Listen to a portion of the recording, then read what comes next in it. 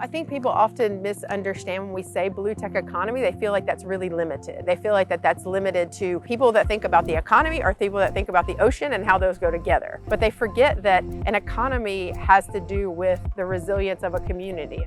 The blue economy is any kind of innovation that eventually fuels industry on the coast or industry off the coast. This isn't anything necessarily different for us here on the Mississippi Gulf Coast. I mean, this is part of our heritage. We've been engaged in the blue economy for a long time. We have built some of the best commercial fishing vessels out there, and then just moving along in terms of shipbuilding with the defense industry. What this is really looking at with this initiative is to be transformative and to be innovative and to continue to be pioneers in the blue economy. And so we've been working to help advance that industry. USM has a number of partnerships and projects with both the Navy and with NOAA. Our new project with NOAA is with the Office of Marine and Aviation Operations through NOAA. They have decided to establish an uncrewed vessel center at the port in Gulfport. In the information age, speed is driven by two things: high velocity learning and high velocity innovation.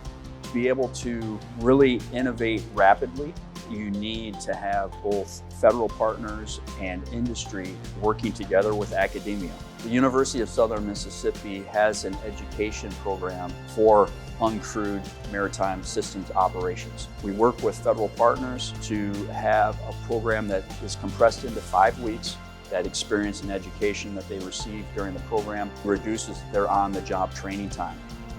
USM is actually sort of spread along the entire coast, beginning on the west side at Stennis Space Center, where a portion of our School of Ocean Science and Engineering is located. We have a strong graduate program there. We have a strong group of faculty, do a lot of research at Stennis. As you move across, you get to Long Beach, where we have our Gulf Park campus, and we teach a lot of the basics for people who want to go into some sort of ocean science or engineering. Then you come a little bit further along into Gulfport, in which we have the Marine Research Center. It was originally built to support our research vessel at the Point Sur. That has now expanded into a much larger enterprise that we call Ocean Enterprise, and the Roger F. Wicker Center for Ocean Enterprise is coming out of the ground even as we speak. We'll have quite a bit of capability to continue to support the Point Sur, but also our new research vessel, Gilbert Basin. We also have in Biloxi, Point Cadet houses our 2 vessels, the Jim Franks, which is mainly a fisheries research vessel, but it can be used for a lot of different things. We also have the Tommy Monroe. Toward Ocean Springs, of course, we have 2 campuses there for the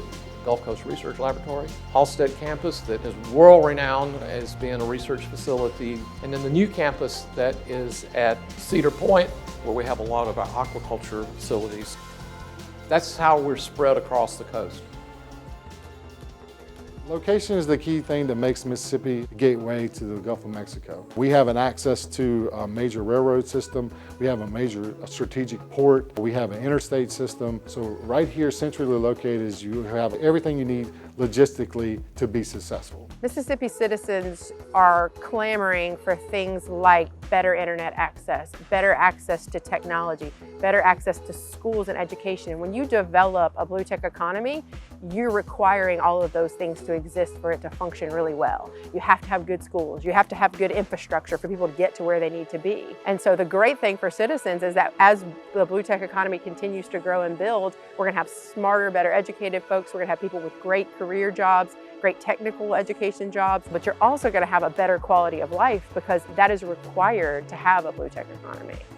What we hope to do with the Blue Technology Initiative is to help increase jobs. We are poised to be the gateway to the Gulf of Mexico. That will have huge advantages for companies that want to locate here and want to have access to some of the federal agencies that are already here, the defense sector that is already here, as well as take part in this kind of cultural revolution of these high technology companies that are around them.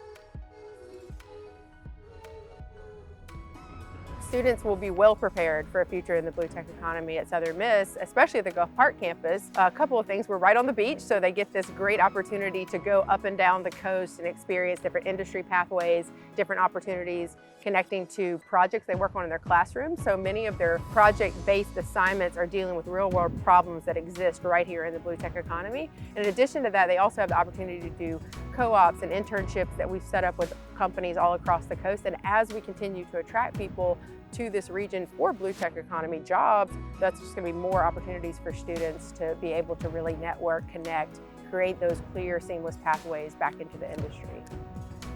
What any of us do in terms of ocean research, it benefits all of us. We have to understand the ocean. It goes beyond just Mississippi. This is the place that feeds and fuels the entire nation. We have a new ship coming called the research vessel Gilbert Mason, which is being built right now and which will come to Gulfport, Mississippi. And this vessel will have technologies that are unavailable anywhere else in the world. This is a vessel that's going to serve thousands upon thousands of scientists and students and communities throughout its 40-year life cycle.